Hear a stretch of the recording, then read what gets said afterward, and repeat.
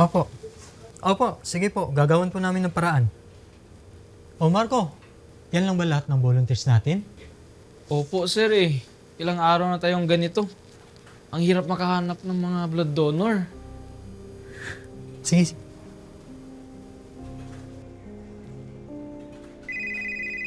Sir, pasensya na po talaga. Wala pa po kasi kaming update. Tawag na lang po kayo ulit, Maya, ha? No po, ma'am. Wala pa po talaga. O Ana, ano na? Ma'am, excuse lang po, ma'am, ha? Sir, asta po ng demand ng dugo. May dengue outbreak po kasi. Eh, ang problema, hindi tayo makapag-release dahil wala tayong stock. Eh yung kay Bea, baka meron na. Sir, negative po. Marurumi po lahat ng dugo eh. Wala ba kahit na isa? Wala po.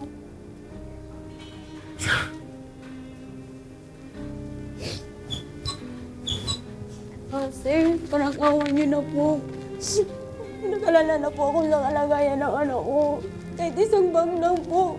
Critical na po kasi yung kondisyon niya. Sige po, Mrs. Upo muna po kayo, ha? Pasensya na po kayo kasi nagkakaubusan ng dugo. Meron po kasing dengue outbreak. Mahirap po kung makahanap ng donor. Meron man, kaso marurumi naman ang dugo. Jeka, meron ka ng balita doon sa grupo na malilinis ang dugo? Wala po, sir. Pwede mo bang alamin kung meron silang event na mass bloodletting? Sige po, sir. Alamin ko po.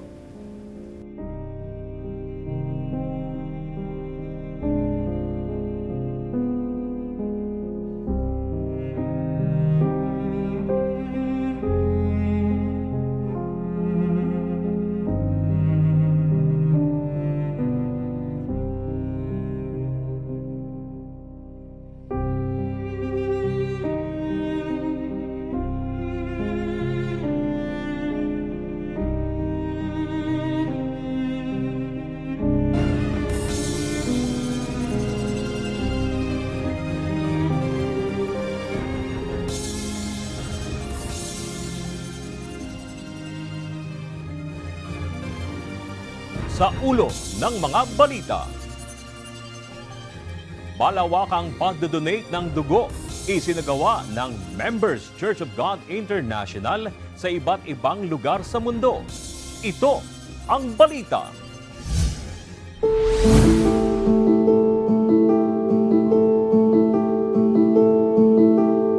Sa bawat pagbibigay mo ng dugo, nasan ba ang buhay ng laman?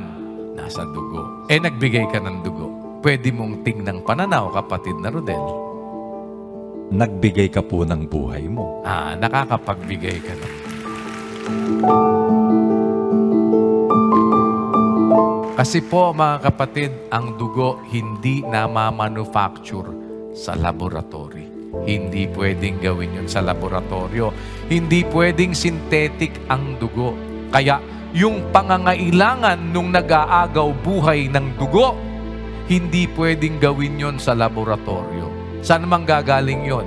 Sa isang tao na nagkaroon ng puwang sa puso niyang magbigay ng dugo o magbigay, kapatid na Rodel, ng buhay, sapagkat ang buhay ng laman ay nasa dugo.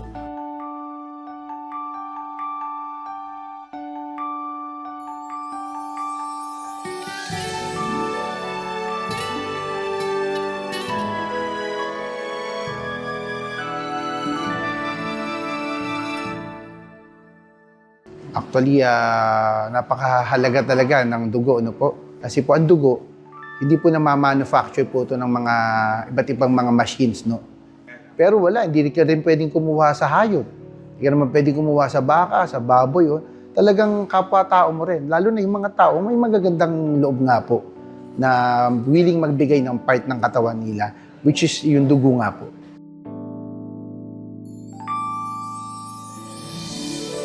So personally, may gain ako at saka tingin ko nakakatulong ako sa ibang tao. Pero nung matutunan ko yung 1:15:30, walang may dakilang pag-ibig kay sarito. Ang isang tao magbigay ng buhay niya dahil sa kanyang mga kaibigan. Mas lalo po akong masaya pong nag-donate dahil doon.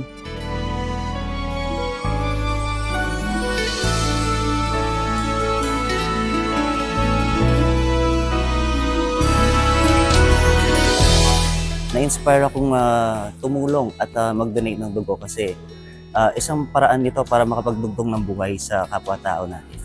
Kasi habang ang sabi nga ni Ingkong at ni Kuya, habang may pagkakataon ay magsigawa ng mabuti sa lahat, lalong-lalo na sa mga kasambahay sa pananampalataya.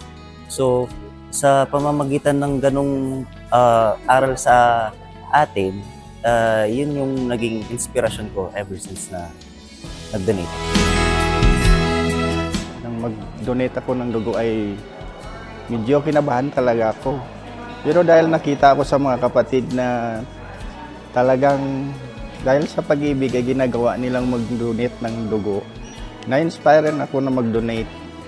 Kaya po, isang bagay yan na pwede nating magawa bilang mga lingkod ng Diyos.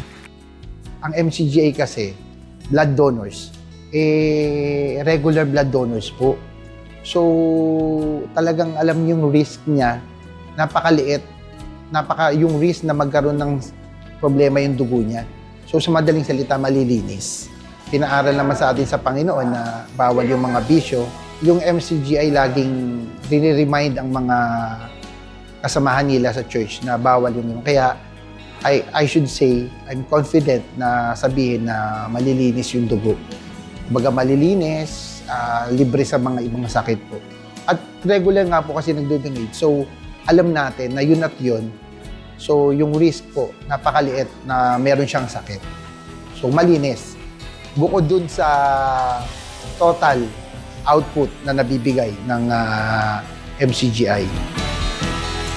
Just a heartfelt thank you to MCGI.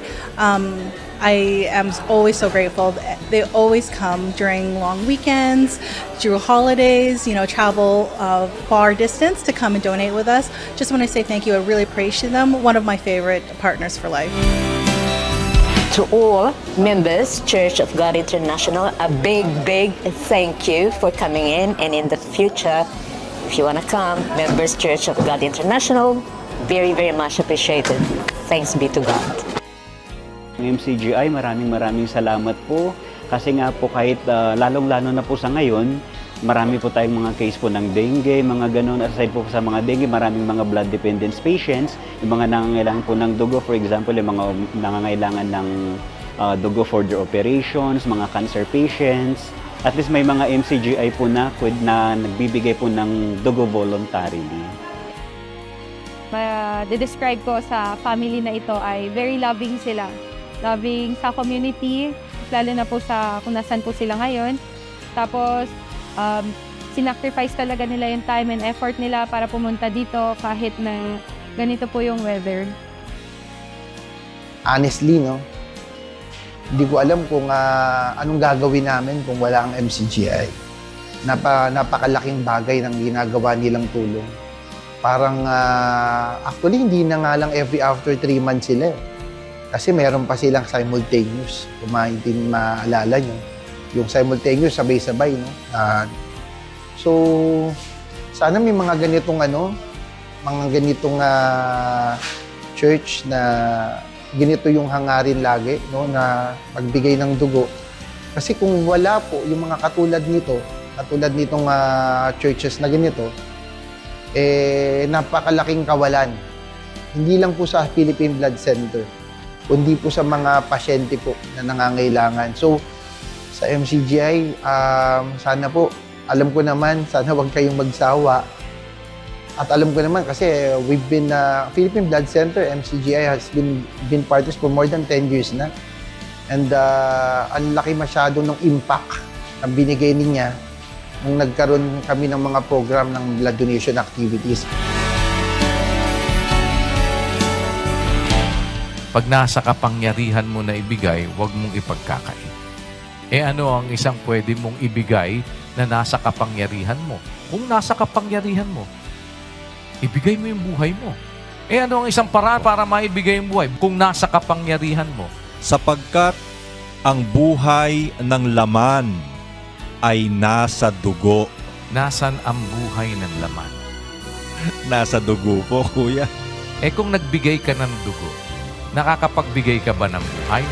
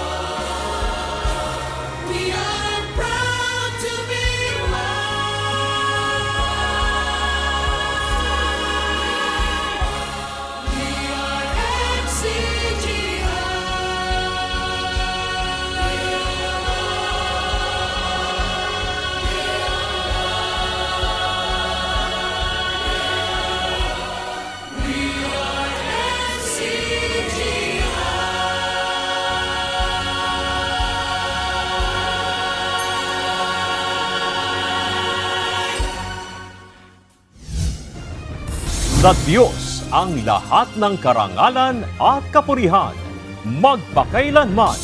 Salamat sa Diyos. At ito ang balita.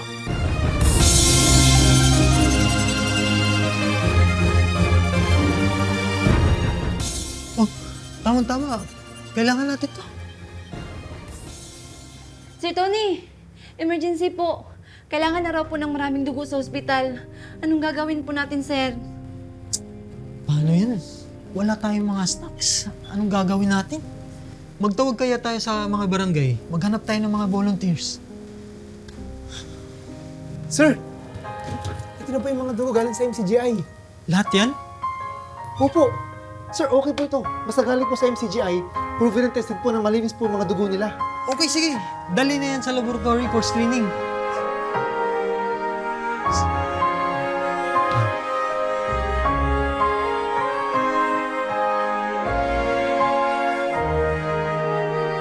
Sana ay